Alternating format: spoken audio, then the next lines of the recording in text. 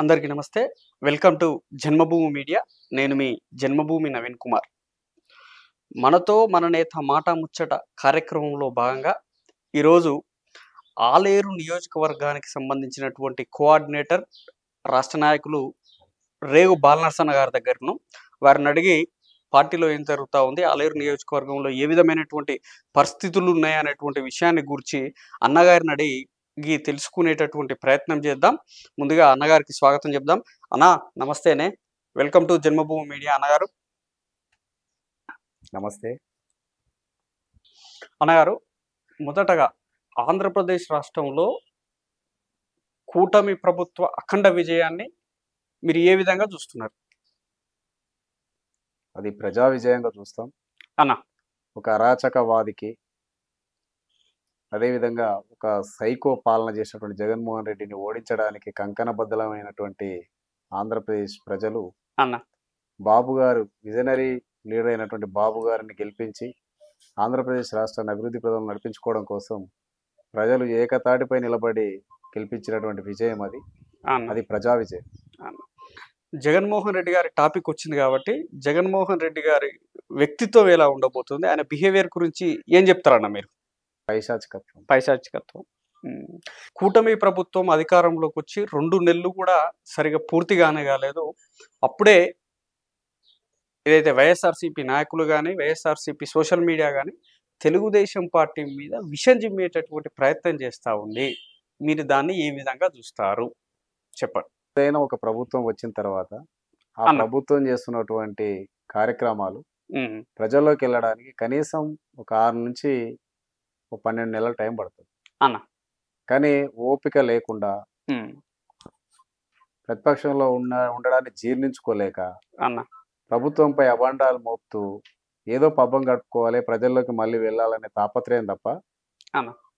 ఆయనకు రాజకీయపరమైనటువంటి కానీ పరిపాలనపరమైనటువంటి కానీ ఎలాంటి అవకాశాలు లేవు.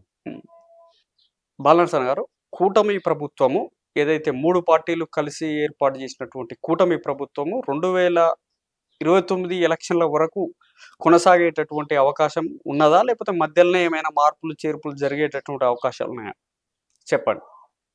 తప్పకుండా సైద్ధాంతిక పరమైనటువంటి పార్టీలు ఏకమైనాయి కాబట్టి అన్న. మనం గతంలో కూడా ఎన్డీఏ ప్రభుత్వాన్ని చూసినాం. అన్న బాబు గారు ఒకసారి మాటిస్తే మాట తప్పకుండా ఉమ్, సంపూర్ణమైనటువంటి మద్దతునిచ్చి నిలబెట్టినటువంటి పరిస్థితులు ఇప్పుడు కూడా అదే పద్ధతిలో కొనసాగుతుంది. అక్కడ ఉన్నటువంటి కేంద్ర ప్రభుత్వానికి అన్న తెలుగుదేశం పార్టీ పొత్తు అవసరం. ఉమ్, బాబు గారికి కేంద్ర ప్రభుత్వంతో అభివృద్ధి చేసుకోవాలంటే తప్పని పరిస్థితి అవసరం. కాబట్టి తప్పకుండా ఆ కూటమి సంపూర్ణంగా 5 సంవత్సరాలు పరిపాలన చేస్తారు. అన్నగారు, గతంలో ఏంటంటే బాబు గారు జాతీయ రాజకీయాల్లో చక్రం తిప్పాడు. ఆ విషయము ఇప్పుడున్నటువంటి నేటి యువతరానికి తెలియదు.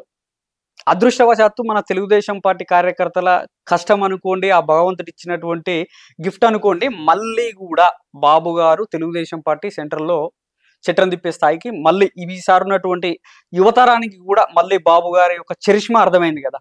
ఎట్లా అంటారు మీరు బాబు గారి నాయకత్వాన్ని ఎట్లా మీరు వర్ణిస్తారు? ఇప్పుడు గతంలో కన్నా కూడా బాబు గారు రాటు తెలిపోయారు. అన్న గతంలో కేంద్రంలో ఏదైతే చక్రం తిప్పారో ఉమ్, అని రాజనీతిజ్ఞులకు చరిత్ర తెలిసిన వాళ్ళకి తెలుసు. అన్న అదేవిధంగా ఇప్పుడు కూడా బాబు గారి యొక్క చరిష్మా అందరికి తెలుసు. ఇప్పుడు ఏదైనా ఒక నాయకుడిని అనుకోండి, ఎవరినైనా అరెస్ట్ చేసినప్పుడు అన్న వారు చేసినటువంటి అవినీతి, వారు చేసినటువంటి దోపిడీ బయటకు వస్తుంది, అన్న వాళ్ళు చేసినటువంటి కుంభకోణాలు బయటకు వస్తాయి. కానీ బాబు గారిని అరెస్ట్ చేయడంతో ఆ, బాబు గారు చేసినటువంటి అభివృద్ధి ఏంటి, సంక్షేమం ఏంటి అనేది 20 సంవత్సరాల ఉన్నటువంటి పిల్లలకు కూడా అన్న ఈరోజు అర్థమయ్యే పరిస్థితి వచ్చింది. మళ్ళీ ఆయన అరెస్ట్ అవడంతో ఆ, ఆయన చేసిన అభివృద్ధి బయటకు వచ్చింది. అవును. అందరూ కూడా బాబు గారు ఇక్కడ ఈ డెవలప్మెంట్ ఇట్లా చేశాడు, అక్కడ అట్లా చేశాడు, ఆ, సంక్షేమం విధి చేశాడు అని చెప్పేసి ప్రతిదీ కూడా పూసగుచ్చినట్టుగా అన్న. హైటెక్ సిటీ అయితేనేమి, శంషాబాద్ ఎయిర్పోర్ట్ అయితేనేమి, ప్రతి దాంట్లో కూడా బాబు గారి ప్రమేయం లేనటువంటి, వారి పరిపాలన దక్షత లేనటువంటిది అభివృద్ధి లేదు. అన్న అదంతా కూడా నేటి తరానికి తెలిసింది. అన్న కాబట్టి ఇప్పుడు బాబు గారి యొక్క గొప్పతనం, బాబు గారి యొక్క పరిపాలన విధానం, ఆయన యొక్క విజనరీ కూడా ప్రతి ఒక్కరు కూడా తెలుసు. ఇప్పుడు అందరూ కూడా దాన్ని ఆస్వాదిస్తున్నారు. అన్నగారు, భావితరాల భవిష్యత్తు నాయకునిగా లోకేష్ గారిని అభివర్ణించవచ్చా? లోకేష్ గారు భవిష్యత్తు నాయకునిగా తనను తాను రూపుదిద్దుకున్నట్టు మీకు కనిపిస్తుందా? తప్పకుండా. అన్న ఎందుకు అనంటే ఉమ్, లోకేష్ బాబు గారు మంచి విద్యావంతుడు. అన్న తను రాజకీయాలకు రావడం జరిగింది. ఉమ్, వచ్చిన కొత్తలోనే తనని వైఎస్ఆర్సీపీ నాయకులు అవు పప్పు అని హేళన చేయడం, ఉమ్, అదంతా కూడా ఏంటంటే తండ్రి చాటు బిడ్డగా అభివర్ణిస్తూ వచ్చారు. అన్న కానీ లోకేష్ బాబు గారు చేసిన పాదయాత్ర ఇలా తెలుగుదేశం పార్టీకి విజయానికి నాంది పలికింది. అన్న ఆ పాదయాత్ర ద్వారా ప్రజా సమస్యలు తెలుసుకోవడం కాకుండా ఉమ్, రాజకీయాల్లో రాటుదేలిపోయారు. అన్న ఈరోజు మనం చూస్తున్నాం, మొన్నటికి మొన్న జరిగినటువంటి దుబాయ్లో చిక్కుకుపోయినటువంటి వాళ్ళను ఏ విధంగా ఉమ్, తీసుకురావాలో చాకచక్యంగా లోకేష్ బాబు గారు తీసుకురావడం జరిగింది. అదేవిధంగా విద్యార్థులు అన్న ఏదో కొన్ని సాంకేతిక కారణాల చేత విద్యార్థులు నష్టపోతున్నటువంటి జీవితాన్ని మళ్ళీ తను స్వయంగా తనే కల్పించుకొని వాళ్ళ యొక్క భవిష్యత్తును తీర్చిదిద్దడానికి కంకణబద్దులై వెంబడే ల్యాప్టాప్లతో సహా ఇప్పించి అవును. వాళ్ళ విద్యా అవకాశాలను మెరుగుపరచడం జరిగింది. ఉమ్. దాన్ని చూసి మనం తెలుసుకోవచ్చు ఇలా వారు రాజకీయంగా పాలనాధ్యక్షులుగా ఎంత రాడుదేరారని. బాలనరసన్న గారు, చంద్రబాబు నాయుడు గారు 75 సంవత్సరాల వయస్సులో నేటికి కూడా నవ యువకునిగా పనిచేస్తున్నాడు. రోజుకు సుమారు 18 గంటలు పనిచేస్తూ యువకులకే సవాల్ విసిరేటటువంటి ప్రయత్నం చేస్తా ఉన్నాడు. ఒక విజనరీ నాయకుని యొక్క పనితనం గురించి చెప్పాలంటే మీరు ఏం చెప్తారు? చెప్పండి అన్న. ఇప్పుడు చంద్రబాబు నాయుడు గారు అనే వ్యక్తి ఒక శక్తి, ఒక రోల్ మోడల్ అన్న. వారిని ఇప్పుడే కాదు గతంలో నుండి కూడా ఎప్పుడు చూసినా ఖచ్చితంగా ప్రజల్లో ఉంటూ ప్రజల కోసం కష్టపడే నాయకుడు అన్న. 18 గంటలు ఖచ్చితంగా కష్టపడే నాయకుడు ఒక చంద్రబాబు నాయుడు దేశ రాజకీయాలు. ఈ రోజు కూడా ఆనాడు 95లో ఏ విధంగా చేశారో అంతకు మించి కూడా ఇప్పుడు చేస్తా ఉన్నారు అన్న. ఈ రోజే మనం ఒక సోషల్ మీడియాలో ఒక వీడియో చూసాం, ఒక కల్వర్ట్ దాటుతూ జంప్ చేస్తూ వెళ్ళిపోవడం. అంటే ఇంకా నవయువకుడిలా అంటే అది చెయ్యాలనే తపన ఉంటే వయసు అడ్డురాదు అన్న. చంద్రబాబు నాయుడు గారు దాన్ని చేసి చూపిస్తున్నారు. తప్పకుండా వారిని రోల్ మోడల్ గా తీసుకొని వారిని ఆదర్శంగా తీసుకొని ఇప్పుడున్న కార్యకర్తలు కూడా ముందుకు రావాల్సిన అవసరం ఉంది. అన్నగారు, తెలంగాణలో తెలుగుదేశం పార్టీకి పూర్వ వైభవం సాధ్యమవుతుందా? అది సాధ్యమయ్యేటటువంటి విషయమేనా? ఖచ్చితంగా సాధ్యమైంది. ఎందుకంటే తెలుగుదేశం పార్టీ కేవలం కొన్ని క్లిష్ట పరిస్థితుల వల్లనే 20 సంవత్సరాలుగా ఈ ప్రాంతానికి దూరమైంది అన్న. అధికారానికి దూరమైంది. ఎన్నో ఒడిదుడుకులు ఎదుర్కొన్నది, ఎన్నో సంక్షోభాలను ఎదుర్కొన్నది అన్న. అలాంటి పార్టీ ఇప్పుడు చంద్రబాబు నాయుడు గారు వస్తుండగానే కాదు, చంద్రబాబు నాయుడు గారు అరెస్ట్ అయిన క్రమంలో తెలంగాణలో సైతం ఒక ఉద్యమం లాగా ముందుకొచ్చి స్వచ్ఛందంగా ప్రజలందరూ ముందుకొచ్చి సంఘీభావం తెలియజేయడం జరిగింది.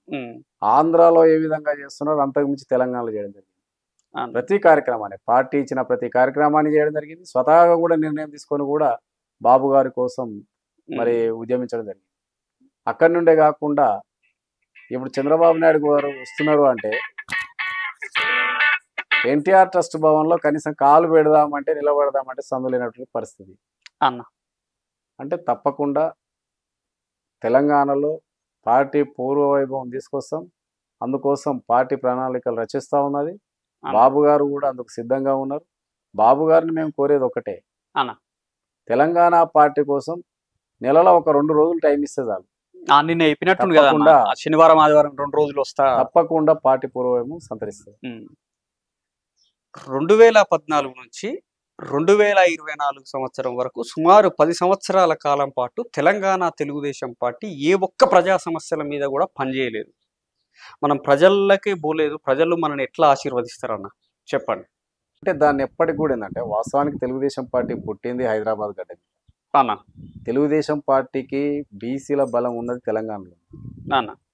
తెలుగుదేశం పార్టీ ఇన్నేళ్ళు అధికారంలో ఉందంటే కూడా తెలంగాణ నుంచి అత్యధిక స్థానాలు గెలుచుకొని అధికారాన్ని ఛేదించుకోవడం జరిగింది. అలాంటి పార్టీని ఒక ఆంధ్ర పార్టీని ముద్ర వేసి కావాలని ఒక ముద్ర వేసి పార్టీని ప్రజలకు దూరం చేసే కుట్ర జరిగింది. ఆ కుట్రలో వాస్తవానికి నాయకత్వం కూడా బలైంది. ఎందుకు అని అంటే ఓన్లీ సెంటిమెంట్. ఏదైనా చూసుకోండి, భారతదేశమే కాదు, మన ఆంధ్రప్రదేశే కాదు, ప్రపంచ స్థాయిలో అన్న మతతత్వం, ప్రాంతీయతత్వం, కులతత్వం ఈ ఉమ్, 3 చాలా మూడింటి మీదనే డేంజర్ అయినటువంటి ఉద్యమాలు. ఆ, మన దగ్గర జరిగినటువంటి ప్రాంతీయ ఉద్యమంలో కేవలం కావాలని, ఆ, ఎందుకంటే కాంగ్రెస్ పార్టీ కానీ మిగతా పార్టీలు కూడా కొన్ని సందర్భాలలో వస్తుంటాయి పోతుంటాయి కానీ అన్న తెలుగుదేశం పార్టీకి బలమైనటువంటి పునాదులు వేసినటువంటి నందమూరి తారక రామారావు గారు ఇచ్చిన పునాదులు గట్టిగా ఉన్నాయి కాబట్టి అన్న ఈ పార్టీని మొత్తమే తుదముట్టించి లేకుండా చేస్తేనే వాళ్ళ పార్టీకి భవిష్యత్తు ఉంటుంది అన్నటువంటి ఏకైక దురాలోచనతోటి అవును తెలుగుదేశం పార్టీ నాయకుల మీద దాడులు చేయడం, ఉమ్, గెలిచిన నాయకుల్ని పార్టీలో పార్టీలోకి విలీనం చేసుకోవడం, ఉమ్, అదంతా జరగడం వల్ల అంటే పార్టీ నాయకులు కూడా ఆ విధంగా ఇబ్బంది పెట్టారు కాబట్టి నాయకులు ఉమ్, ఉన్నారు. మళ్ళీ ఆ నాయకులందరూ తిరిగి వస్తారు, ఆ నమ్మకం ఖచ్చితంగా ఉన్నది. ఇవాళ ఆ పార్టీ భూస్థాపితం అయ్యేటువంటి పరిస్థితి ఏర్పడ్డది. ఉమ్, పార్టీని టార్గెట్ చేశారు, అవును. పార్టీని మొత్తం లేకుండా చేయాలని టార్గెట్ చేశారు. ఒకానొక సందర్భంలో ఎన్టీఆర్ భవన్ కు తాళాలు తాళాలు వేస్తామన్నాడు. వేస్తామన్నారు, ఈ రోజు వాళ్ళ పార్టీకి తాళాలు తాళాలు వేసుకునేటువంటి వేసుకునే పరిస్థితి పరిస్థితి వచ్చింది. వచ్చింది.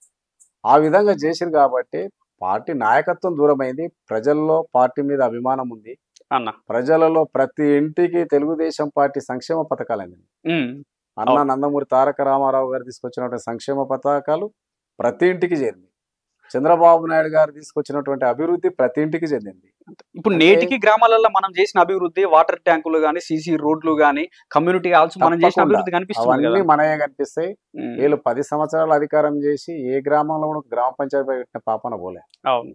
ఏ గ్రామంలో కానీ ఎక్కడో ఒక దగ్గర కట్టి ఉండొచ్చు కానీ ఆ, ప్రతి గ్రామంలో డ్రైనేజ్ వ్యవస్థను చూసుకున్నా, మన పాఠశాలలు చూసుకున్న, భవనాలను చూసుకున్నా, ఉమ్, గ్రామ పంచాయతీ బిల్డింగ్లను చూసుకున్నా, పబ్లిక్ హెల్త్ సెంటర్స్ చూసుకున్నా, అన్న ఏది వాటర్ ట్యాంకులు చూసుకున్నా, ఏది చూసినా కానీ తెలుగుదేశం పార్టీ అభివృద్ధి ప్రభుత్వ హయాంలో చేసినటువంటి అభివృద్ధి కార్యక్రమాలు తప్ప అవును.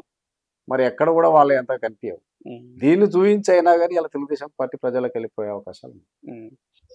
మొన్న జరిగినటువంటి ఇరు రాష్ట్ర ముఖ్యమంత్రుల అధికారిక కార్యక్రమం జరిగితే తెలంగాణ రాష్ట్రంలో ఉన్నటువంటి బీఆర్ఎస్ పార్టీ నాయకులు కానీ, బీఆర్ఎస్ పార్టీ సోషల్ మీడియా కానీ విషం జిమ్మేటటువంటి ప్రయత్నం చేసింది బాబు గారి మీద, తెలుగుదేశం పార్టీ మీద. ఎట్లా చూస్తారు మీరు ఆ అంశాన్ని? అంటే ఓర్వలేకపోతున్నారు, ఉమ్, జీర్ణించుకోలేకపోతున్నారు. అన్న దాన్ని ఎందుకు అని అంటే 10 సంవత్సరాలు అధికారంలో ఉన్నారు. అవును. విభజన చట్టంలో ఉన్న అంశాలపైన ఏ మాత్రం కూడా చర్చించలేదు. ఉమ్, ఆ, ఆయనకు అనుకూలమైనటువంటి అక్కడ వైఎస్ఆర్సీపీ ప్రభుత్వం 5 సంవత్సరాలు ఉన్నది. అవును. అప్పుడు కూడా ఎలాంటి ప్రయత్నాలు చేయలేదు. ఆ. తూతూ మంత్రంగా ముఖ్యమంత్రులు ఒకసారి మర్యాదపూర్వకంగా కలిసి దావతులు ఇచ్చుకున్నారు, విందులు చేసుకున్నారు తప్ప అవును. ఎన్నడూ కూడా సమస్యల సమస్యల మీద మీద సమగ్రంగా అధికారులు కానీ వాళ్ళు కానీ ఉమ్, ప్రయత్నాలు చేయలేదు. ఉమ్, ఈరోజు తప్పకుండా బాబు గారు తెలుగు ప్రజలు ఎక్కడున్నా సంతోషంగా సంతోషంగా. ఉండాలి, ఆనందంగా ఉండాలని కోరుకునేటువంటి వ్యక్తి. ఉమ్, తెలుగుదేశం పార్టీ కూడా తెలంగాణ, తెలుగు, ఆంధ్రప్రదేశ్ 2 రాష్ట్రాల్లో ఉన్నటువంటి తెలుగు ప్రజలు సగర్వంగా బతకాలనేటువంటి పంతాలో పయనించే పార్టీ. ఇప్పుడు ఎట్లాగో ఈ సమస్యలన్నీ పరిష్కరించుకుంటేనే భవిష్యత్తు ఉంటుందనే ఉద్దేశంతో కొన్ని సాంకేతిక కారణాల వల్ల అభివృద్ధి ఆగిపోద్ది ఆంధ్రలో కానీ తెలంగాణలో కానీ. అవి లేకుండా చేసుకోవాలనేటువంటి తాపత్రయం ఇద్దరు ముఖ్యమంత్రుల్లో ఉంది. తప్పకుండా సమస్యలు పరిష్కారం అవుతాయి. అన్నగారు, ఏదైతే టిఆర్ఎస్ పార్టీ బీఆర్ఎస్ గా మారిందో అదే బీఆర్ఎస్ గా మారినటువంటి పార్టీ ఇప్పుడు బీజేపీలో విలీనం అవుతుందనేటువంటి ఊహాగానాలు చాలా వస్తా ఉన్నాయి. ఏంటి మీ స్పందన ఏంటి ఆ విషయం మీద? అది వాళ్ళ పార్టీ నిర్మాణం పైన, పార్టీ నాయకుల యొక్క సత్తా మీద ఆధారపడి ఉంటుంది. కానీ అన్న కేసీఆర్ కానీ తెలంగాణ వాదం కానీ ఆ, కేసీఆర్ గారు ఏ రోజైతే టిఆర్ఎస్ పార్టీని బీఆర్ఎస్ పార్టీగా మార్చారో ఆ, ఆ రోజే వాదం చచ్చిపోయింది, ఆ, ఆ రోజే ఉద్యమం చచ్చిపోయింది, అన్న. ఆ రోజే టిఆర్ఎస్ పార్టీ పతనం కూడా ప్రారంభమైంది. ఉమ్, ఈ రోజు ఆ బీఆర్ఎస్ పార్టీని బీజేపీలో విలీనం చేసినా విలీనం చేయకపోయినా అన్న. వాళ్ళ మనుగడకు ప్రమాదం ఏర్పడి ఉన్నది. అన్న వాళ్ళ నాయకులు, గెలిచిన ఎమ్మెల్యేలు ఒకరినక ఒకరు బాట పడతా ఉన్నారు. సరే, ఎవరు బాట పట్టినా ఏదైనా ఉమ్, నడిపేయగల సత్తా ఉంటే పార్టీ ఉంటది, నడిపించే సత్తా లేనప్పుడు పార్టీ ఉండదు. ఉమ్, అది వాళ్ళ యొక్క పార్టీ విధానం, దాన్ని మనం కలుస్తుంది మెర్జ్ అయితే మాట్లాడలేం. అన్న. అది వాళ్ళ యొక్క స్ట్రాటజీస్ ఎట్లుందో చూడాలి. నేటికి తెలంగాణ ప్రజలందరూ బీఆర్ఎస్ పార్టీకి మొన్న జరిగినటువంటి ఎలక్షన్లలో తగిన గుణపాఠం చెప్పినప్పటికీ కూడా కేసీఆర్కు కానీ కేటీఆర్కు కానీ అహంకారపూరితమైనటువంటి ధోరణి మాత్రము మారలేదు. ఎట్లా చూస్తారు మీరు దాన్ని? ఈ అంశాన్ని మీరు ఏ విధంగా చూస్తారు చెప్పండి అన్న. వాళ్ళ ఆలోచన పరిజ్ఞానం అంటే మేకపోతు గాంభీర్యం అంట. అన్న. ఎందుకంటే గతంలో అహంకార పూరితమైనటువంటి విధానాలు పాటించి అంతా మాదే అనేటువంటి నిర్ణయాలతో ఉన్నారు. ఈరోజు తగ్గి మాట్లాడితే ప్రజల్లో మనం ఎక్కడ చులకనవుతామో అనే ఒక ఆలోచనతోటి ఆ విధంగా మాట్లాడుతున్నారు తప్ప వాళ్ళలో కూడా పశ్చాత్తాపం స్టార్ట్ అయింది. ఎందుకు ఓడిపోయాము, ఏంది, మనం ఈ కారణాల వల్లనే ఓడిపోయామని వాళ్ళు తెలుసుకోగలిగారు. కానీ తగ్గితే ప్రజల్లోకి రాంగ్ సెంటిమెంట్ వెళ్ళిపోద్ది అనే ఉద్దేశంతో ఆ విధంగా మేకపోతు గాంభీర్యం పరిగణిస్తుంది. తెలంగాణ రాష్ట్రాన్ని పులి నోట్లో తలబెట్టి తీసుకొచ్చిన అని చెప్పుకుంటున్నటువంటి కేసీఆర్ గారు, ఆయన కుటుంబ సభ్యులు ఎవరైతే ఉన్నారో కవిత గారు కానీ హరీష్ రావు గారు కానీ, ఏదైతే కవిత గారు ఢిల్లీ లిక్కర్ స్కామ్లో ఇన్వాల్వ్మెంట్ అవ్వడం, ఇక్కడ కేటీఆర్ ఫోన్ ట్యాపింగ్ ఇష్యూలో ఇన్వాల్వ్మెంట్ అవ్వడం ఎట్లా చూస్తారు? ఇప్పుడు ఆల్రెడీ లిక్కర్ స్కామ్లో ఇరికినటువంటి కవిత గారు జైల్లో ఉన్నారు, అది కోర్టు పరిధిలో ఉంది. ఇంకా మీరు కేటీఆర్ గారిని అంటున్నారు, అది ఫోన్ ట్యాపింగ్ చేసింది అనేది ఆల్రెడీ సాక్ష్యాధారతో సహా ప్రభుత్వం ముందు పెడుతున్నది, ప్రజల ముందు ఉంచింది అన్న. ఇప్పుడు దాని మీద ప్రభుత్వం చేసేటువంటి కార్యక్రమాల మీద దాని ఏంటంటే తెలిసిపోతుంది. ఇప్పుడు ఫోన్ ట్యాపింగ్ అనేది అధికారుల పరిధిలో జరిగింది, నాయకుల కనుసనగలు జరిగింది అన్న. దానికి శిక్ష అనుభవించే వాళ్ళు ఆల్రెడీ జైల్లో ఉన్నారు. దాని మీద దర్యాప్తు జరుగుతుంది, దర్యాప్తు పూర్తయిన తర్వాత మాట్లాడాలి. తెలంగాణ తెలుగుదేశం పార్టీలో ఉన్నటువంటి నాయకుల మధ్య సఖ్యత సత్సంబంధాలు అనేటివి లేవు అనేది వినికిడి, మీరు ఏ విధంగా పరిగణిస్తారు? ఇప్పుడు ఎన్టీఆర్ భవన్ లో సఖ్యత లేదని ఎవరన్నారు? అంటే కార్యకర్తలు కొంత అక్కడ పార్టీ చుట్టూ తిరిగితే అక్కడ లేదు, పార్టీ అధికారంలో లేకున్నా కానీ 20 సంవత్సరాల నుంచి ఎన్టీఆర్ ట్రస్ట్ భవన్ కు ఎప్పటికీ కార్యక్రమాలు నడుస్తున్నాయి. ఉన్నటువంటి నాయకులు సరే వారికి ఉన్నటువంటి శక్తి మేర పని చేసుకుంటూ పార్టీని కాపాడుకుంటూ వస్తూ ఉన్నారు. ఒకనొక దశలో ఎన్టీఆర్ ట్రస్ట్ భవన్ కి మూత పడుతుంది, తాళం వేస్తారు అనుకునే సందర్భంలో ఎన్టీఆర్ ట్రస్ట్ నుంచి ఎన్నో అభివృద్ధి ఎన్నో సంక్షేమ కార్యక్రమాలు చేస్తా ఉన్నారు, పార్టీ కార్యక్రమాలు కూడా చేస్తా ఉన్నారు. అది ఎప్పుడు కూడా కాదు, అది తప్పు, అది సఖ్యత లేదనడం తప్పు. అందరూ కూడా అధిష్టానానికి పార్టీ నాయకుడి నిర్ణయానికి కట్టుబడి ఉండడానికి అందరూ సిద్ధంగా ఉన్నారు, దాంట్లో ఇంకెక్కడ ఉంటారు?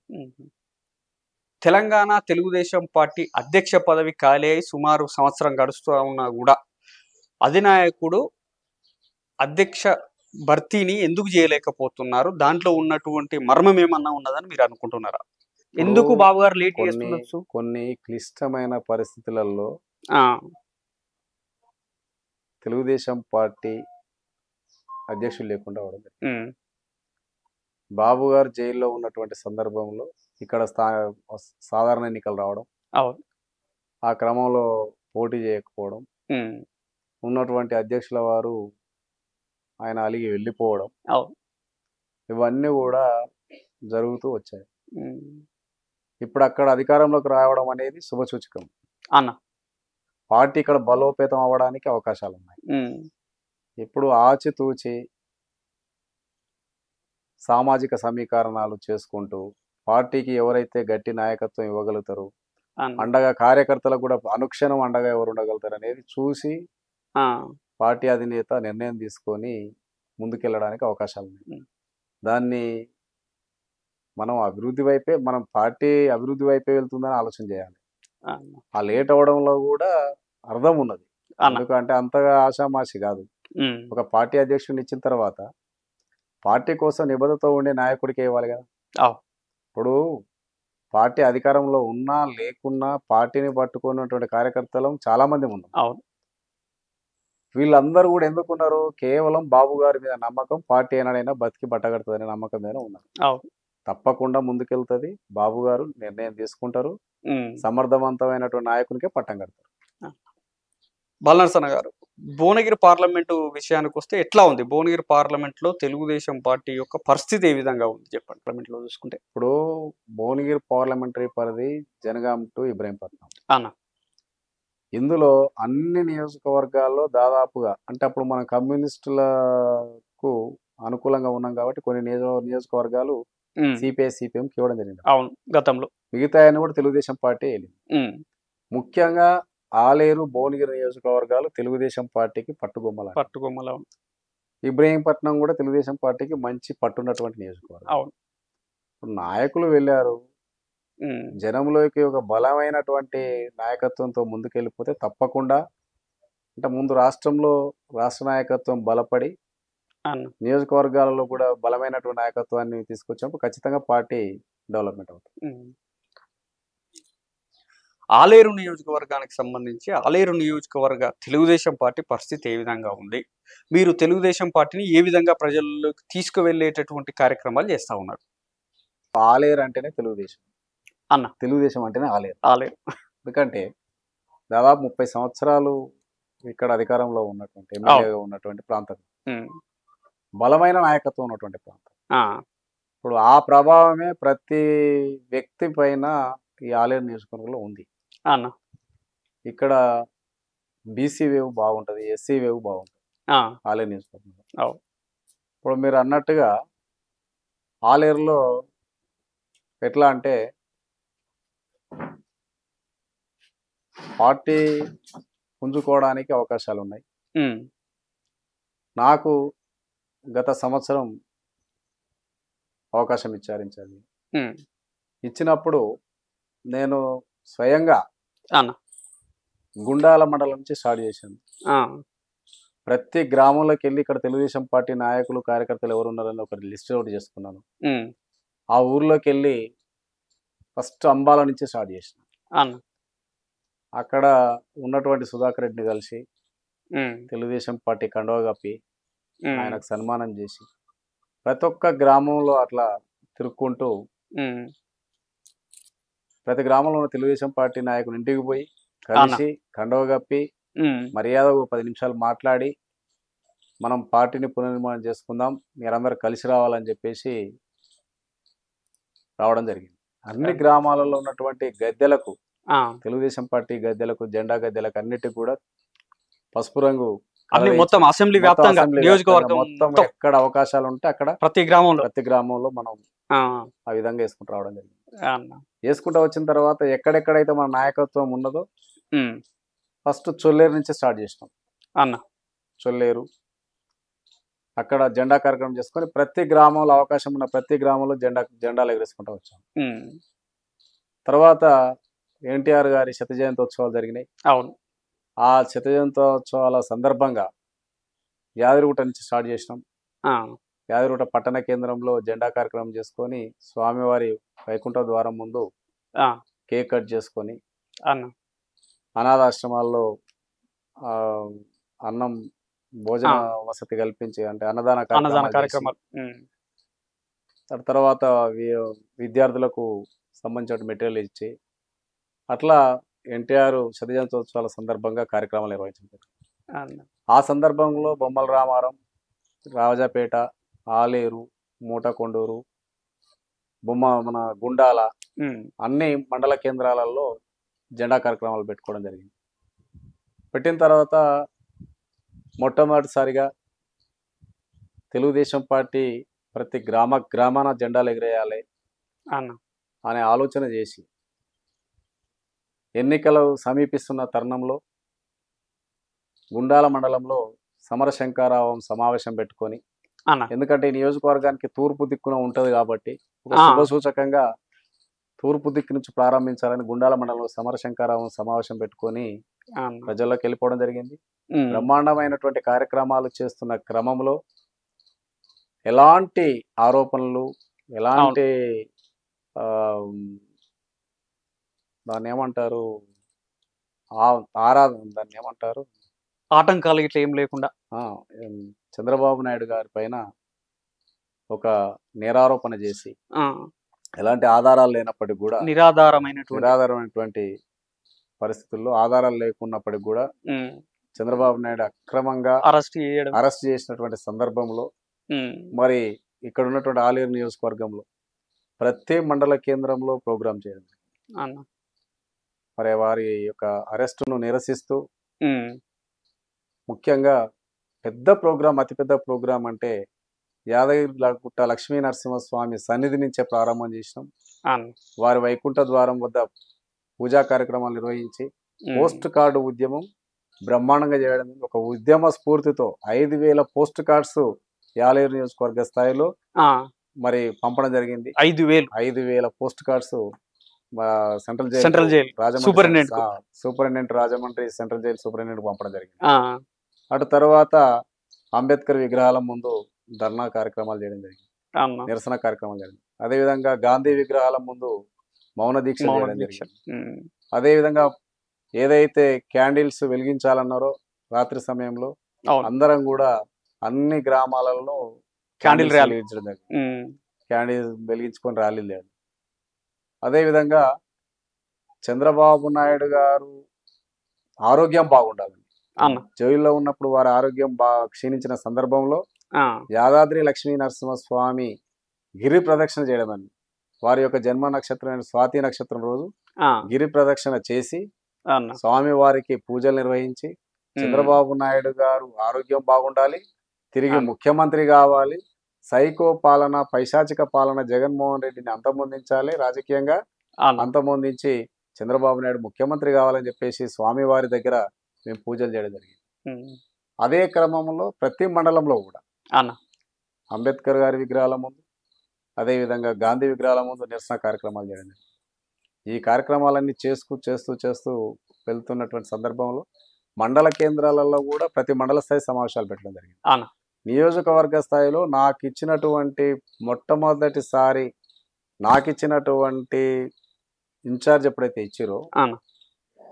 తెలుగుదేశం పార్టీ జెండా పట్టుకోవాలంటే, ఆ, తెలుగుదేశం పార్టీ కండవ వేసుకొని తిరగాలంటే కార్యకర్తలు ఇబ్బందులు పడుతున్నటువంటి సందర్భంలో, సిగ్గుపడుతున్నటువంటి సందర్భంలో మేము ఒక్కరేమే ఉన్నాం కదా అనేటువంటి పరిస్థితుల్లో, ఆ, అలాంటి ఇబ్బంది పడుతున్న క్రమంలో అన్న. మొట్టమొదటిసారిగా యాదగిరిగుట్ట పట్టణ కేంద్రంలో మహేశ్వరి ఫంక్షన్ హాల్లో సమావేశం పెట్టి ఉమ్, ప్రతి ఊరు తిరిగి ఏదైతే ఆర్గనైజేషన్ చేసిందో వాళ్ళందరినీ రప్పిస్తే 150 మందితోటి అతిపెద్ద భారీ ర్యాలీ చేయడం జరిగింది.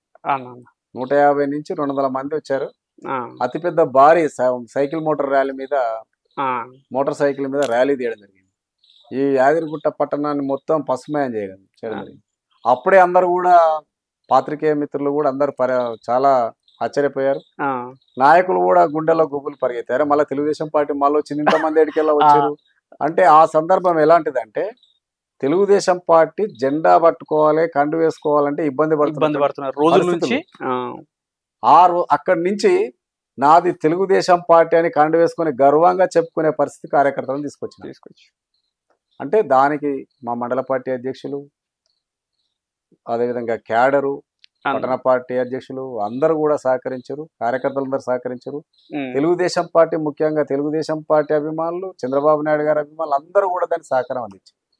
వాళ్ళందరి పెద్దలు, భువనగిరి పార్లమెంటరీ పార్టీ నాయకుల సహకారంతో, అందరి సహకారంతో కార్యక్రమాలు నిర్వహించుకోవడం జరిగింది. ఇప్పుడున్నటువంటి పరిస్థితుల్లో నాయకత్వం ఆదేశిస్తే గ్రామాలలోకి వెళ్ళి ఖచ్చితంగా పూర్వవైభవం తీసుకురావడానికి మేము ప్రయత్నాలు చేస్తాం. భువనగిరి పార్లమెంట్లో ఉన్నటువంటి అసెంబ్లీ నియోజకవర్గాల్లో ఎక్కడ కూడా పార్టీ గట్టిగా ఉన్నది అనేటటువంటి పరిస్థితి లేదు. కానీ ఇక్కడ మీరు ఆలేరు నియోజకవర్గంలో కోఆర్డినేటర్గా బాధ్యతలు తీసుకున్న తర్వాత ఇక్కడ పరిస్థితి మారింది. నియోజకవర్గ వ్యాప్తంగా మీరు కార్యక్రమాలు చేస్తూ ఉన్నారు. ఈ ఫైనాన్షియల్ ఇష్యూస్ని మీరు ఏ విధంగా రీచ్ చేస్తున్నారు, ఏ విధంగా ఫైనాన్షియల్ను సంపాదించుకొని కార్యక్రమాలు చేస్తూ ఉన్నారు అన్న? కూడా సాధ్యమైనంత వరకు నియోజకవర్గాల్లో చేస్తున్నారు. కాకపోతే మేము కొంచెం మెరుగు చేయొచ్చు. దానికి కారణాలంటే ఒకటి ఏంటంటే, నేను విద్యార్థి దశలో కమ్యూనిస్ట్ పార్టీలో పనిచేసిన, సిపిఐలో పనిచేసిన అన్న. 91లో అన్న ఎన్టీ రామారావు గారి మాండలిక వ్యవస్థ 2 రూపాయల కిలో బియ్యం నచ్చి నేను తెలుగుదేశం పార్టీలోకి రావడం జరిగింది. 91లో అది విద్యార్థి దశలోనే వచ్చిన. అక్కడి నుంచి ఇప్పటి వరకు నేను వెనుదిరగలే. తెలుగుదేశం పార్టీని ఇచ్చిపెట్టలే, పచ్చ జెండాని ఇచ్చిపెట్టలే. అన్న ఆ పార్టీలో కొనసాగుతా ఉన్నా. ఆ పార్టీలో కొనసాగుతూ ముఖ్యంగా ఏందనంటే నాకు క్రీడా రంగంలో చాలా ప్రావీణ్యం ఉంది. అన్న అదేవిధంగా కళారంగంలో చాలా ప్రావీణ్యం ఉంది. నేను ఉమ్, ఉమ్మడి నల్లగొండ జిల్లానే కాకుండా రాష్ట్ర వ్యాప్తంగా చాలా క్రీడా కార్యక్రమాలు, కళా కార్యక్రమాలు నేను నిర్వహించిన, సాంస్కృతిక కార్యక్రమాలు సాంస్కృతిక కార్యక్రమాలు నిర్వహించిన, పార్టిసిపేట్ కూడా చేసిన. అట్లా అన్న నాకు చాలా దగ్గర సంబంధాలు ఉన్నాయి. ఆర్గనైజేషన్లో కొద్దిగా నాలెడ్జ్ ఉంది. ఏ విధంగా మోటివేట్ చేయాలి ఉమ్, అనేటువంటిది నేను అక్కడి నుంచే నేర్చుకున్నా. విద్యార్థి దశ నుంచే నేర్చుకున్నా. ఉమ్, క్రీడా రంగంలో ఉండి నేర్చుకున్నా. దానికి తోడు ఏందనంటే నేను కార్మిక సంఘ నాయకుడిగా 2000 నుండి అన్న కార్మిక సంఘ నాయకుడిగా నేను పనిచేస్తా ఉన్నాను. మన పార్టీ కార్మిక మన పార్టీ టీఎన్టీసీ టీఎన్టీయూసీ ఉమ్మడి నల్లగొండ జిల్లా సెక్రటరీ నుంచి స్టార్ట్ చేసి దాదాపు ఒక 2-3 అగ్రిమెంట్లలో కూడా పాల్గొని కార్మికుల సమస్యలపైన ఎప్పటికప్పుడు పనిచేస్తూ ఉన్నాను. కంటిన్యూగా ఇప్పటికి కూడా కార్మిక సమస్యల మీద పనిచేస్తూ ఉన్నాను. కాబట్టి అక్కడి నుంచి వచ్చినటువంటి స్ఫూర్తి, అక్కడి నుంచి ఆర్గనైజేషన్ యొక్క విధానం తెలుసు కాబట్టి పార్టీని, కార్యకర్తను ఏ విధంగా ముందుకు తీసుకువెళ్ళాలి. మీరు అన్నట్టుగా ఫైనాన్షియల్ ప్రాబ్లం అనేది అది సెకండరీ థింగ్. అన్న మనం చేసుకుంటూ పోతుంటే సహచరులు ఎంతో మంది నాకు సహకారం అందించినటువంటి వాళ్ళు ఉన్నారు. అన్న దానికి తోడు మనం కొంత త్యాగం చేయక తప్పదు. అంటే మన ఎంబడి ఉన్నటువంటి వాళ్ళు మనకు సహకరించే వాళ్ళు ఉన్నప్పుడు మనకు ఎలాంటి ఇబ్బందులు ఉండవు. కార్యకర్తల సంక్షేమం గురించి ఆలోచించే ఏకైక పార్టీ ఏదైనా ఉన్నా అంటే బహుశా మన పార్టీ అనుకుంటానా. గతంలో ఉన్నటువంటి ప్రమాద బీమా 2 లక్షలను మొన్న జరిగినటువంటి పొలిట్ బ్యూరో సమావేశంలో 5 లక్షలకు పెంచుతూ నిర్ణయం తీసుకోవడాన్ని ఒక తెలుగుదేశం పార్టీ కార్యకర్తగా మీరు ఏ విధంగా చూస్తారు? ఇప్పుడు కార్యకర్తల సంక్షేమం నిధిని ఏర్పాటు చేసింది మొట్టమొదటిసారి భారతదేశంలో తెలుగుదేశం పార్టీ అన్న. దానికి తోడు కార్యకర్తలకు సభ్యత్వ కార్డు ఉన్నట్టయితే 2 లక్షలు ఇన్సూరెన్స్ అనేది లోకేష్ గారి సృష్టి. అవును. అది ఏ పార్టీ నాయకుడి రాని ఆలోచన, ఏ నాయకుడికి రానటువంటి ఆలోచన లోకేష్ బాబుకి వచ్చి చంద్రబాబు నాయుడు గారు ముందు పెట్టి 2 లక్షల ఇన్సూరెన్స్ అనేది గతంలో తీసుకురావడం జరిగింది. అటు తర్వాత వచ్చినటువంటి పార్టీలు అన్ని కూడా దాన్ని అవలంబిస్తూ వాళ్ళు కూడా 2 లక్షలే చేశారు ఇప్పటిదాకా. ఎవరు కూడా 5 లక్షలు చేయలేదు. మళ్ళీ మొట్టమొదటిసారి మళ్ళా తెలుగుదేశం పార్టీ ఇలా మా నాయకులు నారా చంద్రబాబు నాయుడు గారు నిర్ణయం తీసుకోవడం జరిగింది. ఖచ్చితంగా ప్రజల్లోకి వెళ్ళి అది వివరించి సభ్యత్వాలు సేకరించడానికి చాలా సులువైనటువంటి విషయం అని చెప్పి తెలుసు. తప్పకుండా సభ్యత్వ సేకరణకు అది బాగా దోహదపడుతుంది. ఒక నియోజకవర్గ ఇన్ఛార్జిగా తెలంగాణ తెలుగుదేశం పార్టీకి పూర్వ వైభవం కోసం చెప్పాలంటే మీరు ఇచ్చే సూచనలు కానీ సలహాలు కానీ ఏమైనా ఉన్నాయా? అంటే ఏ ప్రణాళిక ఎట్లా పోతే బాగుంటుంది, ఒక ప్రణాళిక ఏం చెప్తారు? తప్పకుండా ఒకటి ఏంటంటే ఇప్పుడు ఏదో సభ్యత్వాల సేకరణ చేసుకొని ప్రజల్లోకి వెళ్ళాలన్న ఆలోచన పార్టీ అధిష్టానం ఉంది. చంద్రబాబు నాయుడు గారు అంత ఆషామాషి వ్యక్తి ఏం కాదు. ఏ విధంగా వెళితే పార్టీ ప్రజల్లోకి వెళ్ళిపోతుంది, ఏ విధంగా చేస్తే కార్యకర్తలు బాగా పనిచేయగలుగుతారు అనేది వారికి తెలుసు. వారు ఎప్పుడు కూడా కార్యకర్తల కోసం, కార్యకర్తల సంక్షేమం కోసం చూసేవాళ్ళు. పార్టీని, పాలనను సమపాలన నడిపించే వ్యక్తి ఏకైక వ్యక్తి చంద్రబాబు నాయుడు గారు. కాబట్టి తప్పకుండా జనంలోకి ఎప్పుడైతే పార్టీని తీసుకెళ్తామో పార్టీ ఆటోమేటిక్గా ప్రతి ఇంటికి తెలుగుదేశం పార్టీ సంక్షేమ పథకాలు వెళ్ళి తెలుగుదేశం అంటే ఏదో తెలుసు. మనం ఇంటింటికి తెలుగుదేశం పార్టీని తీసుకెళ్ళినట్టు ఖచ్చితంగా ఆదరిస్తారు, పూర్వవైభవం వస్తుంది. తెలంగాణ రాష్ట్రంలో అధికారంలోకి వచ్చినటువంటి కాంగ్రెస్ పార్టీ ఈ 7 నెలల పాలనపై మీ అభిప్రాయం ఏందన్న? ఇప్పుడు 10 సంవత్సరాల అధికారంలో ఉన్నటువంటి బీఆర్ఎస్ అంటే 5 సంవత్సరాలు టీఆర్ఎస్ఏ, కొద్దికాలం బీఆర్ఎస్. సరే ఏదున్నా టీఆర్ఎస్ అయినా బీఆర్ఎస్ అయినా ఒకటే. 10 సంవత్సరాలలో వాళ్ళు సరే చేయాల్సినంత వరకు అభివృద్ధి కార్యక్రమాలు చేశారు, కానీ ప్రజల్లోకి వెళ్ళాలంటే వెళ్ళలేకపోయారు. ఆ అభివృద్ధి ఫలాలు ప్రజలకు అందలే. ఎక్కడ చేసినా వాళ్ళు చేసినటువంటి అభివృద్ధి ఎటు పోయిందో కానీ సంక్షేమం మాత్రం గాడి తప్పింది. అలాది ఇప్పుడు దళిత బంధు పెట్టారు, అన్న. ఒక్కడికి ఇచ్చి 99 మందితోటి కంటాయి. ఉమ్, బీసీ బంధు పెట్టి అదే పరిస్థితి. వాళ్ళ అంటే ప్రజలకు ఇప్పుడు మన దగ్గర ఏంటంటే భూస్వాములు ఆసాముల కన్నా పేదలే ఎక్కువ. అవును. ఆ పేద ప్రజలకు అందాల్సింది అందరికీ సమపాలు అందినప్పుడు ఈ ప్రాబ్లం ఉండేది కాదు. ఉమ్, సో ఇప్పుడు కాంగ్రెస్ పార్టీ వాటన్నిటి మీద దృష్టి పెట్టుకొని కాంగ్రెస్ పార్టీ మెరుగ్గా పరిపాలిస్తుందని ప్రజలు పట్టం కట్టారు. ఉమ్, ఇంకా కాంగ్రెస్ పార్టీకి అవకాశం ఇవ్వాల్సిన పరిస్థితి ఉంది. వచ్చే అన్న. 6 నెలల లోపలే మనం దాన్ని బేరీజ్ వేసుకోవడం కరెక్ట్ కాదు. ఇప్పుడు ప్రజాపాలన అని చెప్పేసి ప్రజల పాలన చేస్తూ ఉంది. కొన్ని కార్యక్రమాలు చేశారు ఆల్రెడీ, వాటి అన్న. సంక్షేమ ఫలాలు ప్రజలు పొందుతున్నారు. ఇప్పుడు రైతు రుణమాఫీ చేస్తూ ఉన్నారు. ఇంకా వాళ్ళ యొక్క ఇప్పుడు ఏదైతే సబ్సిడీ మీద గ్యాస్ ఇస్తూ ఉన్నారు, అన్న. ఫ్రీగా ఆర్టీసీ బస్సులో మహిళలకు అవకాశం ఇచ్చారు. కరెంటు విద్యుత్ 200 యూనిట్ల వరకు ఫ్రీ అన్నారు, ఇస్తున్నారు. ఇంకా వాళ్ళ ముందు వాళ్ళు ఇచ్చిన 6 గ్యారెంటీల అమల్లో ఇంకా చాలా ముందుకెళ్లాల్సి ఉంది. జాబ్ క్యాలెండర్ ముఖ్యమండి. అన్న. కేసీఆర్ గారు బీఆర్ఎస్ ప్రభుత్వం ఫెయిల్ అయింది జాబ్ క్యాలెండర్ లేకనే. అన్న. ఎన్నో ఆశలతో ఉమ్, నీళ్లు నిధులు నియామకాలు అనేటువంటి ఉద్యమ స్పూమ్ చేసి వాటి కోసం ఉద్యమం చేసి పోరాటాలు చేసి ప్రాణత్యాగాలు చేసినటువంటి తెలంగాణ బిడ్డలు ఉద్యోగాల కోసం ఎదురు చూశారు. టీఆర్ఎస్ ప్రభుత్వంలో అనుకున్నన్ని ఉద్యోగాలు రాలేదు. కనీసం డిఎస్సి వేసే పరిస్థితులు లేకుండే. ఉమ్, ఇవాళ ఈ ప్రభుత్వం వచ్చింది, డిఎస్సి వేస్తుంది, గ్రూప్ 1 వేస్తుంది. చూద్దాం, ఇంకా టైం ఇవ్వాలి కదా. కాంగ్రెస్ పార్టీ ప్రతిష్టాత్మకంగా తీసుకున్నటువంటి రుణమాఫీ గురించి ఏం చెప్తారు మీరు? రుణమాఫీ అనేది సరి అయిన పథకమేనా? అందరికీ సక్రమంగా అందుతున్నాయా? మీ ఆలేరు నియోజకవర్గంలో రుణమాఫీ యొక్క పరిస్థితి ఏ విధంగా ఉంది? కొన్ని సాంకేతిక కారణాల వల్ల కొంతమందికి కావడం లేదు. ఉమ్, అది అగ్రికల్చర్ ఆఫీసర్స్కి బాధ్యతలు అప్పచెప్పారు. అవును. మిగతాయన్నీ కూడా అయిపోతుంది. ఉమ్, మరి ఇప్పుడు దాన్ని రుణమాఫీని పూర్తిగా అంటే 2 లక్షల వరకు కాలే, ఇంకా 1,50,000 వరకు చేశారు. 1,50,000 లోపు కూడా కొన్ని సాంకేతిక కారణాల వల్ల కొన్ని కాలేదు. ఉమ్, అది పూర్తిగా అది ఆ పథకం అనేది పూర్తిగా అమలు జరిగిన తర్వాత దాని మీద మాట్లాడాలి. ఉమ్. తప్పులు ఉంటాయి. ఇప్పుడున్నటువంటి పరిస్థితుల్లో చట్టసభల్లో అడుగు పెట్టాలంటే వ్యయానికి చాలా వ్యయ ప్రయాసాలకు ఓర్చినటువంటి కార్యక్రమంగా రూపుదిద్దుకున్నది.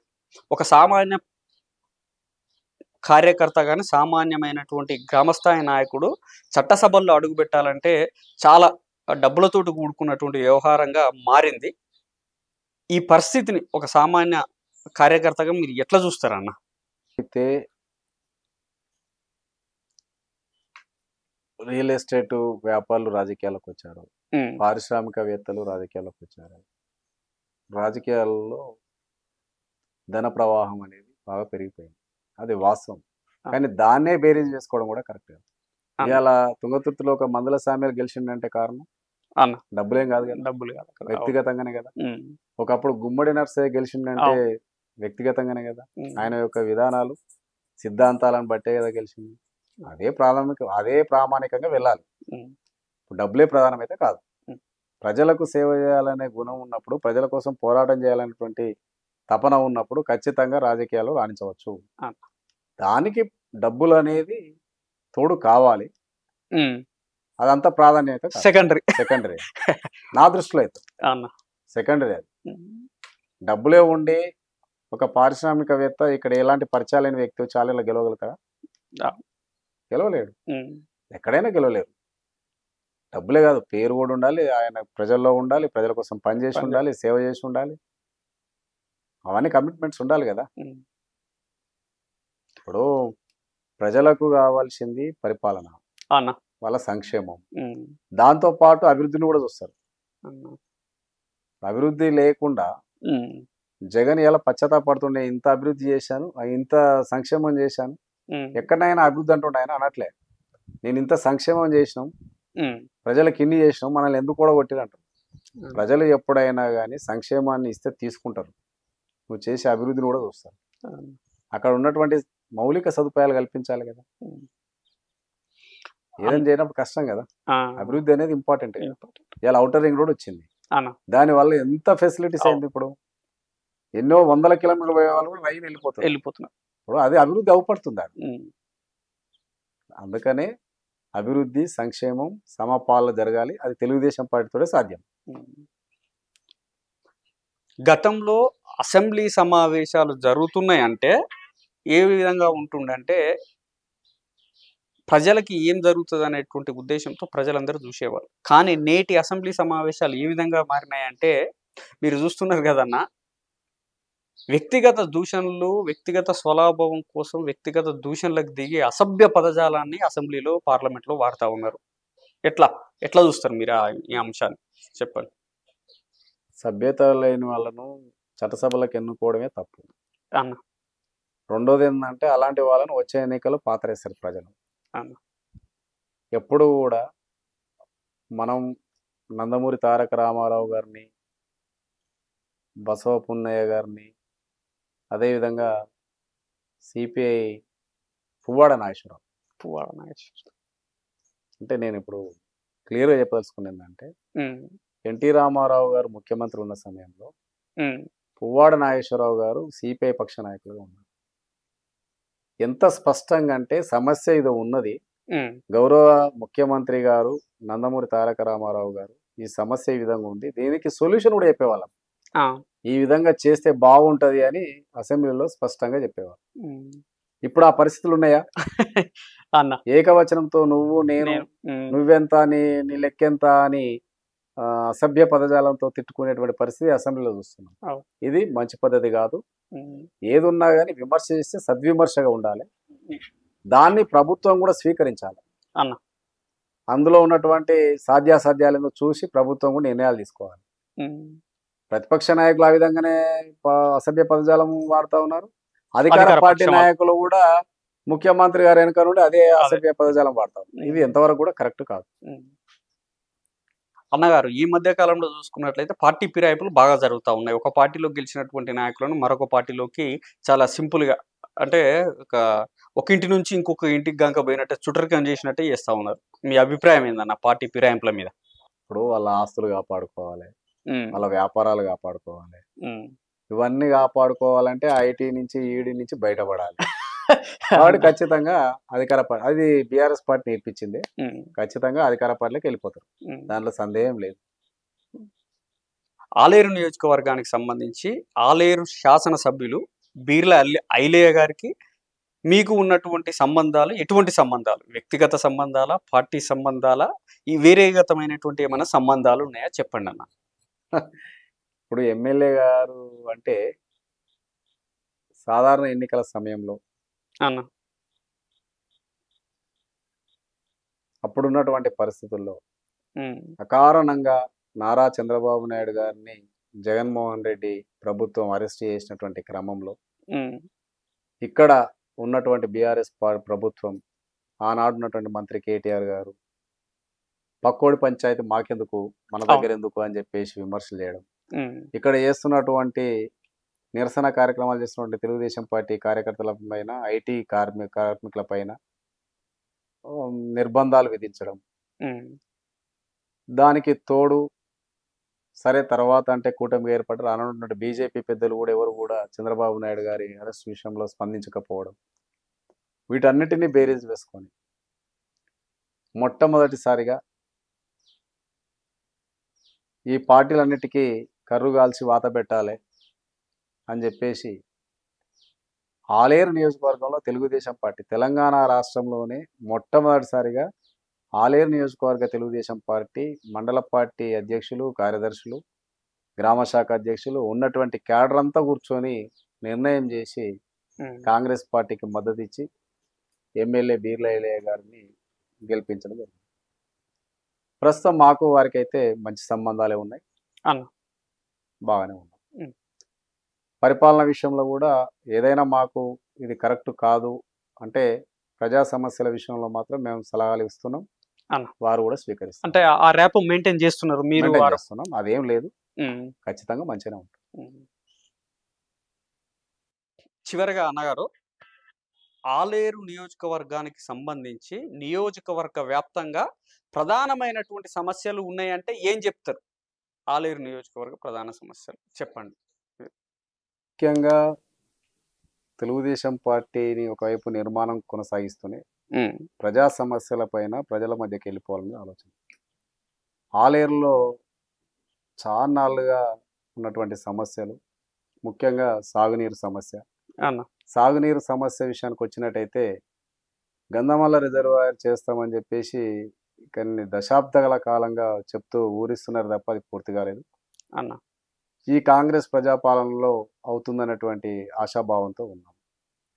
ఇలా గంధమల్ల రిజర్వాయర్ పూర్తయితే ఈ ఆలేరు నియోజకవర్గం సస్యశ్యామలం అవుతుంది. ఉమ్, దానికి మొన్ననే గౌరవ ఎమ్మెల్యే గారు అసెంబ్లీలో ప్రస్తావించడం జరిగింది. అన్న ఎలాంటి ఆస్తి నష్టం జరగకుండా నిర్మాణం చేపడతామని చెప్పేసి తెలియజేయడం జరిగింది. చాలా సంతోషకరమైన విషయం. అన్న అదేవిధంగా ఏదైతే ఉద్యమం చేసినామో తెలంగాణ ఉద్యమం, ఉమ్, తలాపున పారుతున్న గోదావరి నీళ్లు కృష్ణ నీళ్లు తెలంగాణకు వస్తలేని ఉద్యమం చేసినాము. మరి మా తలాపునే ఉన్నటువంటి తపాసుపల్లి రిజర్వాయర్, అన్న అది ఆనాడు నారా చంద్రబాబు నాయుడు గారు ఉమ్, శంకుస్థాపన చేసి ప్రారంభించినటువంటిది దేవాదుల ప్రాజెక్ట్ ఏదైతే ఉందో దేవాదుల ప్రాజెక్టులో భాగంగా నిర్మించిందే తపాసుపల్లి రిజర్వాయర్. ఉమ్, ఆ తపాసుపల్లి రిజర్వాయర్ మా నియోజకవర్గానికి రాజపేట మండలానికి తలాపునే ఉంది. అన్న కేవలం ఫీడర్ ఛానల్ కట్టుకొని మనం నీళ్ళు ఇచ్చుకుంటే రాజపేట, ఆలేరు, గుండాల మండలాలు సస్యశ్యామలమైనటువంటి పరిస్థితి, 2-3 మండలాలు. ఉమ్, దానికోసం కూడా మేము మొన్ననే ఎమ్మెల్యే గారు అసెంబ్లీలో ప్రస్తావించారు. అది కూడా అవుతుందని చెప్పేసి ఆశాభావం వ్యక్తం చేస్తా ఉంది. అదేవిధంగా నవాబుపేట మరి ఏదైతే డ్యామ్ ఉందో అన్న ఆ డ్యామ్ నుంచి కూడా నీటిని మన ఆలేరు నియోజకవర్గానికి తీసుకొస్తే గుండాల మండలం సస్యశ్యామలమైంది. అంటే ఇట్లా నీటి వసతి ఇప్పుడు ప్రస్తుతం ఉన్నటువంటి పరిస్థితులు, ఆ, ఆ ఉన్నదాన్ని ఉపయోగించుకున్నా కానీ 2-3 మండలాలు సస్యశ్యామలం అవుతాయి. అన్న గంధమల్ల రిజర్వాయర్ చేసుకుంటే నియోజకవర్గం మొత్తం సస్యశ్యామలం. వీటి మీద మేము ఎమ్మెల్యే గారి దృష్టికి తీసుకెళ్లదలుచుకున్నాం. అదేవిధంగా ఏంటంటే వారు కూడా ప్రయత్నాలు చేస్తూ ఉన్నారు. మేము కూడా ఇంకా ప్రజల పక్షాన ఒత్తిడి తీసుకొచ్చే ఆలోచన చేస్తాము. అదేవిధంగా ఇప్పుడు ఆలేరు రెవెన్యూ డివిజన్ కావాలనేది చిరకాల వాంఛ. అది కూడా మొన్న అసెంబ్లీలో ప్రస్తావించారు. ఎంతవరకు అవుతుందో చూడాలి. Revenue division. రెవెన్యూ డివిజన్ ఉమ్, ముఖ్యంగా ఆలేరు పాత రహదారి ఏదైతే ఉందో అన్న దాన్ని అభివృద్ధి పరచాల్సిన అవసరం ఉంది. అన్న ఆ పాత రహదారి మీద ఉన్నటువంటి వాగు పైన, పెద్ద వాగు పైన ఉమ్, బ్రిడ్జ్ ఏర్పాటు చేయాల్సిన అవసరం ఉంది. అది శిథిలావస్థకు వచ్చింది, ఎప్పుడు ప్రమాదం జరిగేది.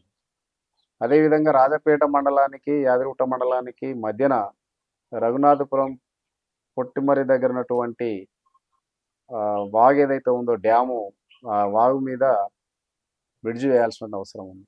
అన్న అది కూడా శంకుస్థాపన చేశారు, ఇంకా పనులు స్టార్ట్ కాలేదు. అది కూడా పూర్తి చేయడానికి మా పక్షాన కూడా ఒత్తిడి తీసుకురావడం జరుగుతుంది. అంటే ఇట్లా సమస్యలు చాలా తిష్ట వేసినటువంటి సమస్యలు. ముఖ్యంగా యాదగిరిగుట్టలో మెడికల్ కాలేజ్ నిర్మించాలనేది మెడికల్ ఉన్నది. ఉమ్, అది కూడా సరే ప్రభుత్వం ఆలోచన చేస్తూ ఉంది. ఇంకా వాళ్ళకి సమయం ఇవ్వాలి.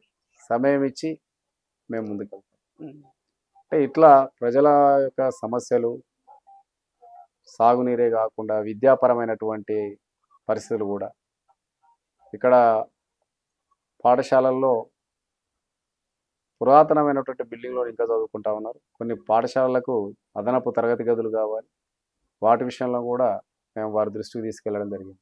ఇట్లా ఎక్కడెక్కడ అయితే ప్రజా సమస్యలు ఉన్నాయో ఆ సమస్యలన్నిటిపైన కూడా మేము ప్రభుత్వ దృష్టికి తీసుకెళ్తాం. ప్రజల పక్షాన అన్న ప్రజల్లోకి వెళ్ళడానికి ప్రయత్నం చేస్తాం.